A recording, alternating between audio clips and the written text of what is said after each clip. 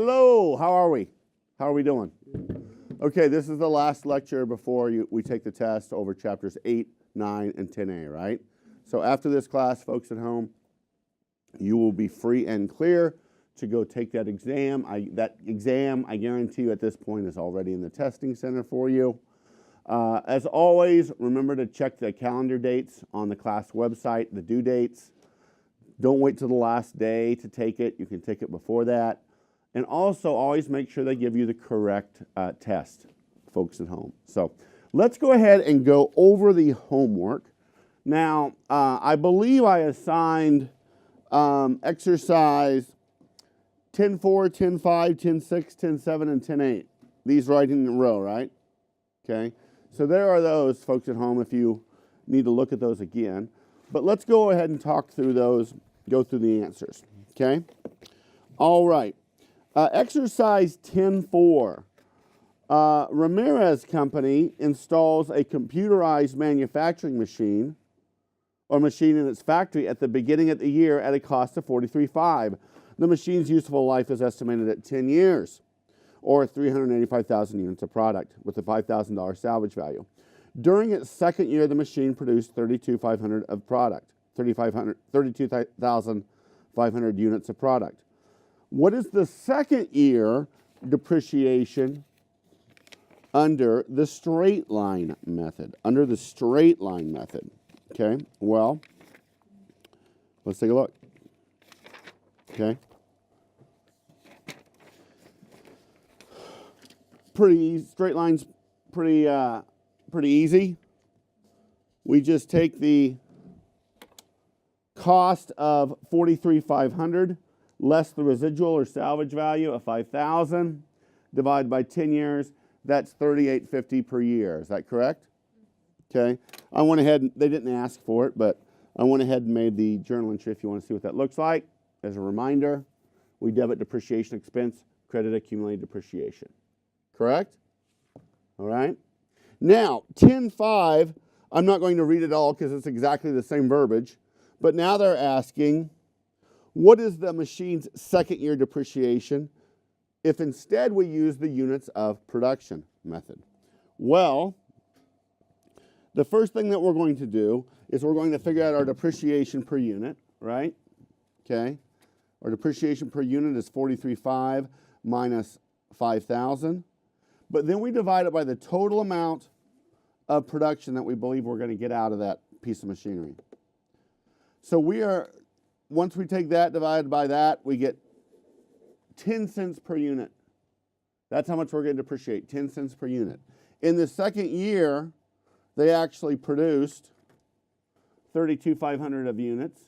So we take the 32,500 times that 10 cents per unit. We're going to depreciate 3,250 the first year, and you can see that I made that entry. Make sense? Okay. All right, any questions on that? We've got a lot of shadows going here today. All right. Okay. Any questions? Okay, let's go ahead and go to 10.6. Now, I believe 10.6 is the exact same thing, except they want us to do the second year, the double declining balance method, right? Okay? So, let's go ahead and do that. All right. Okay. Now, you may not have to use these sheets anymore, and you're not going to have these sheets on the test. So, but hopefully they're kind of guiding you towards being able to do them on your own, okay? Okay, what is the cost of this machinery?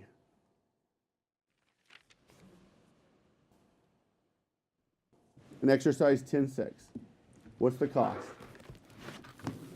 43,500. 43,500. Very good. What's the estimated life? 10 years. 10 years. What's the salvage value? 5,000. What does it say the salvage value is? 5,000. Right? 5,000? I think so. I think that's right. Okay. Okay, so the first thing we do is we take 100% divided by the estimated life of 10 years. That gives us a straight line rate of 10%. We're doing the double declining balance method. So we double that. Our double declining balance rate is going to be 20%, isn't it? Okay. So first year, we take the double declining balance rate times the beginning of the period book value. Okay. Beginning of the period book value, which in this case is just the cost because we haven't depreciated anything yet, right? Okay. So that is 43,500 times 20%, which equals 8,700, correct? 8,700? Okay. Second year, we take 20% times the beginning of the period book value, which is the cost of 43,500 minus the 8,700. And I believe that equals 6,960. Is that correct? Yep. Okay. All right. Okay, any questions there? I think they just asked for the second year, didn't they? Okay, cool. All right. Let's go ahead and go to 10.7. 10.7 says, in early January of 17, New Tech purchases computer equipment for $154,000 to use in operating activities for the next 4 years. It estimates the equipment salvage value at $25,000. Prepare a table showing depreciation and book value for each of the 4 years, assuming straight line depreciation. Okay, first of all, let's ask the question. What is book value? What does that represent? Students always forget this. Book value equals cost less, Salvage. not salvage value. Accumulated Easy, depreciation. easy mistake. Accumulated. Book value is cost less accumulated depreciation. Okay? Book value, let me say it again because you'll need this for the test. Book value is cost less accumulated depreciation. Okay? So, the first thing that we do in 10.7 is we need to figure out our amount of depreciation per year. Well, we take the cost less the salvage value, divide by 4 years, that equals depreciation of 3,250 per year. Is that correct? Mm-hmm. Okay. Now what we're going to do is we're going to make a chart. We're going to recognize that they want us to do year-end book value. So each year that's going to be the cost less the accumulated depreciation. So the book value at the end of the year, at the end of the first year is 154 minus that equals that, right? After the second year, it's 154,000 minus both of those, which equals that. After 2019, it's 154,000 minus accumulated depreciation, which is all those three added together. It equals that. After the fourth year, it's 154 minus all those, which equals that. Once book value, regardless of the method, once book value has declined to equal salvage value, then you stop depreciating. Our salvage value is 25. We're done depreciating. You with me? Okay. Okay, questions on that one? Questions on that one? Okay, let's go ahead and do 10.8. And 10.8 has a situation that we got to kind of adjust for. We'll see here in the end. But let me read 10.8 real quick. Exercise 10.8. In early January of 17, New Tech purchases computer equipment for $154,000 to use in operating activities for the next 4 years. It estimates the equipment salvage value at $25,000. Now, it's just, everything's the same as in the previous verbiage up to now, but they want us to prepare a table showing depreciation and book value for each of the 4 years, assuming double declining balance method, right? Okay, assuming double declining balance method. So, let's go ahead. I don't know if you needed to, but I'm going to kind of walk through this sheet again. What is the cost of the equipment? $154,000. What's the estimated life? 4 years. 4 years. And what's the salvage value? 25,000. Yes. Okay. So we take 100% divided by the estimated life of 4 years. That equals 25%. We're doing the double declining balance method. 25% times 2 equals 50%, right? Okay. So the first year we're going to take 50% times the beginning of the period book value, which is the cost of 154 minus 0, because there's no depreciation yet, right? So that equals depreciation the first year of 77,000. Is that correct? Second year, we take 50% times the beginning of the period book value, that right in there between my fingers. So that's going to be the cost of 154,000 minus the accumulated depreciation. Well, the only depreciation we've taken is 77, right? Okay. So that's going to be, I think that's 38.5, isn't that? Correct? Okay. Third year. And again, I know we're going to hit a problem here, but let's go ahead and go through the rationale like normal.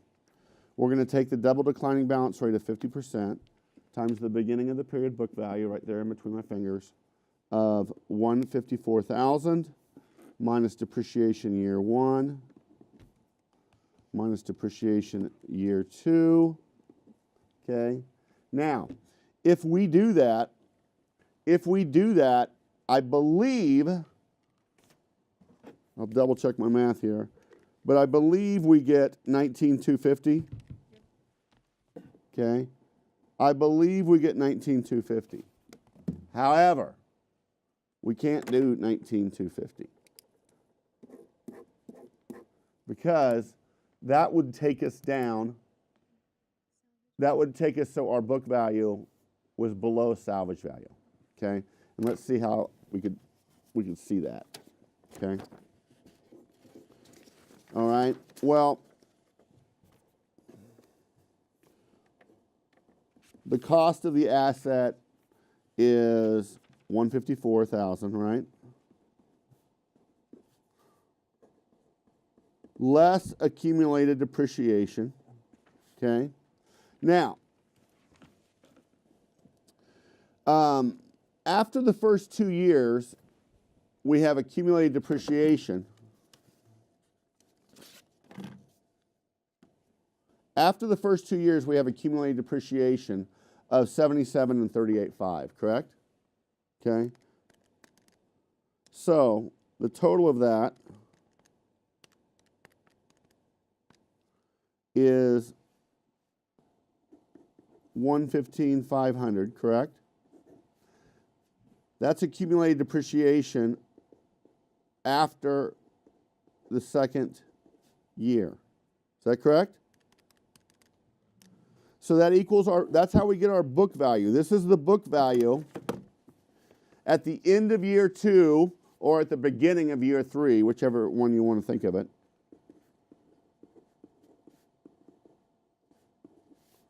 Is 38.5.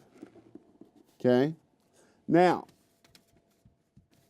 if we would have taken depreciation of 19,250 and reduced that book value again, then that would have brought our book value down to 19,250.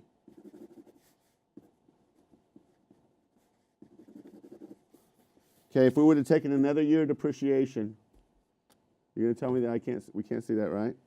Okay. I was about to. 38.5 minus 19,250 equals a book value of 19,250 if we use this amount. That's below our estimated salvage value of 25,000, right? You with me? Mm-hmm.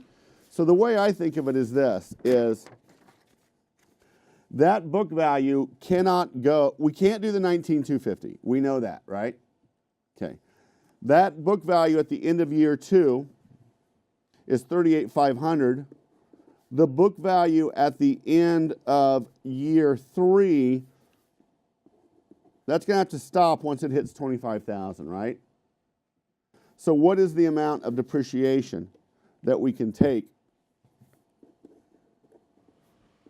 13.5 in year 3?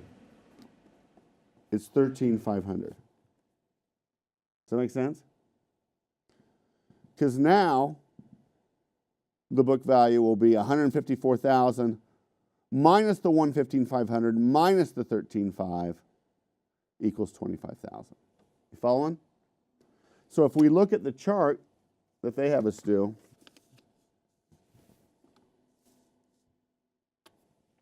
that's a little too much there, Dave. Okay?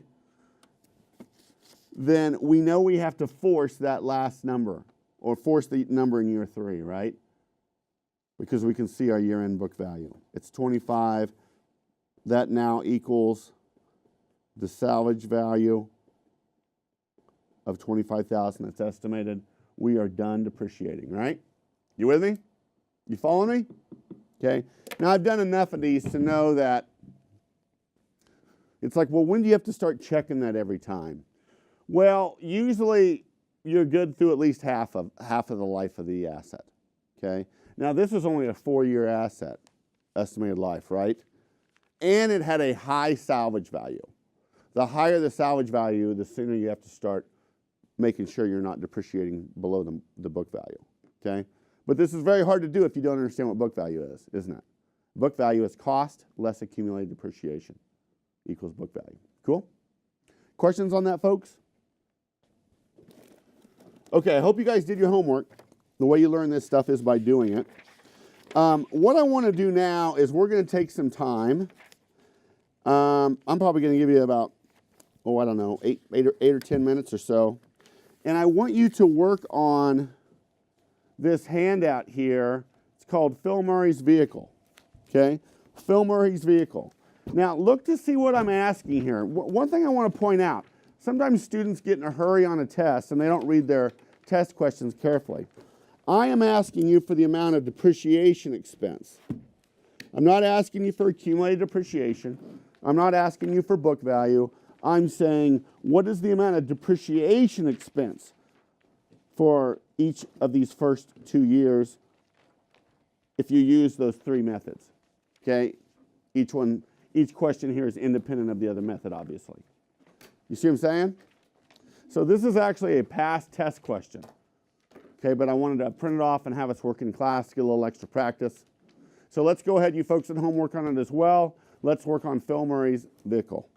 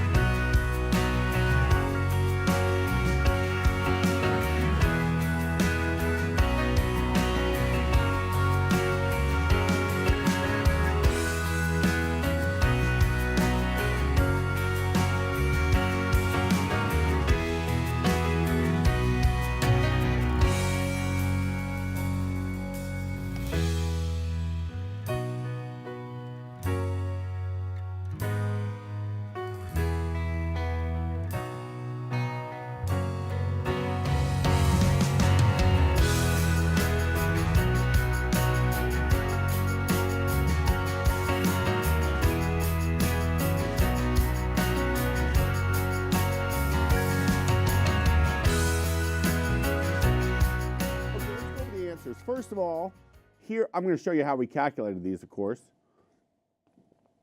But if this were a test and these were worth 3 points each, I would just see if you got the right number in each blank, okay?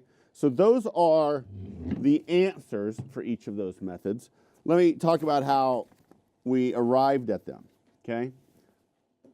Okay, so here is the straight line method. It's 8,400 for year 1, 8,400 for year 2. Cost less residual value over estimated life. The units of production method, of course, we take the cost less the residual or salvage value divided by the total amount of miles we think this vehicle will provide us. We're going to depreciate 28 cents for every mile. So in the first year, which I believe was 2017, we take 28 cents per mile times 37,500 miles. We're going to depreciate 10,500, correct? Second year, which is 2018, we're going to take 28 cents per mile times 48,300 miles, 13,524. Do you guys get those numbers? I just did it myself, so I want to make sure. Somebody else get those? Okay. Okay, the double declining balance method. We take 100%, divide by 5 years. That's the estimated life. That equals 20%. We double it, times 2. That's the 40% double declining balance rate that we arrive at. Year 1, we take 40% times the beginning of the year book value, which is just the cost of $48,000.